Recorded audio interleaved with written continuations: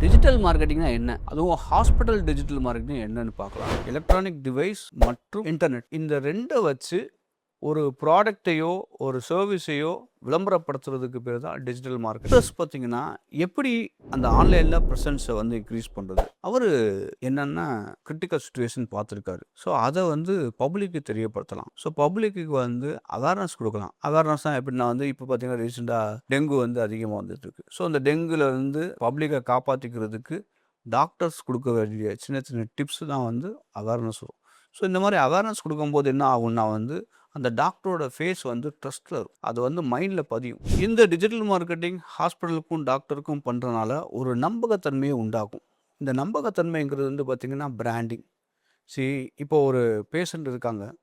அவங்க பேஷண்ட்டே கிடையாது. ஆனா, ஒரு நாள் பேஷண்ட்டா மாறதுக்கு வாய்ப்பு இருக்கு. அவங்க பேஷண்ட்டா மாறும்போது, எந்த ஹாஸ்பிட்டலுக்கு போறது அப்படிங்கிறத அந்த டைம்ல அவங்க சர்ச் பண்ணியிருக்க மாட்டாங்க. ஸோ, அவங்களுக்கு இதுக்கு முன்னாடி ஏதாவது ஒரு ரூபத்தில வந்து Facebook ஆட்ஸ்லயோ, Instagramலயோ அந்த ஹாஸ்பிட்டலோட விளம்பரங்களோ, அந்த ஹாஸ்பிட்டலோட வீடியோஸோ பார்க்கும்போது, ஸோ அவங்க வந்து இத மைண்ட்ல ரிஜிஸ்டர் பண்ணிருவாங்க. ரிஜிஸ்டர் பண்ற அந்த கான்செப்ட் தான் வந்து அவங்க பேஷண்ட்டா கன்வெர்ட் ஆகுறாங்க.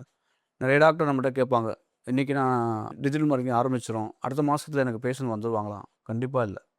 அது அப்படி வர்றதுங்கிறது வந்து சாத்தியமில்லாத ஒரு விஷயங்கள். அப்படி யாராச்சும் பண்ண முடியும்னு சொல்றாங்கன்னா, அவங்க வந்து ஒரு லேர்னர் தான். ஸோ டிஜிட்டல் மார்க்கெட்டிங் பொறுத்தளவு வந்து பார்த்தீங்கன்னா, உங்க ஹாஸ்பிட்டலுக்கு பிராண்டிங்க தான் கிரியேட் பண்ணணும் தவிர்த்து, பேஷண்ட்ட கன்வெர்ட் பண்ணாது. எங்களோட மார்க்கெட்டிங் டீம் வந்து ஹாஸ்பிட்டல் மார்க்கெட்டிங்காக டாக்டர்ஸ்கள மீட் பண்ணுவோம்.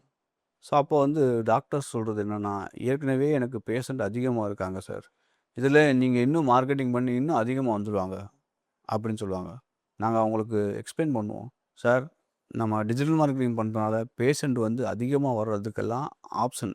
பட் இந்த டிஜிட்டல் மார்க்கெட்டிங் ஆப்ஷன் வந்து பார்த்தீங்கன்னா, நம்மளோட பிராண்ட வந்து பப்ளிக்கு தெரியப்படுத்தும்." எனக்கு தெரிஞ்ச ஒரு ஹாஸ்பிட்டல் இருக்கு. கடந்த ஒரு 25லேருந்து 30 வருஷமா 2ண்ட் ஜெனரேஷன் ஆப்பரேட் பண்ற அளவுக்கு ஒரு பெரிய மல்டி ஸ்பெஷாலிட்டி ஹாஸ்பிட்டல். ஆனா, Facebookல, Instagramல, Googleல பெருசா வந்து அவங்க வந்து பிரசன்ஸ் குடுக்கல.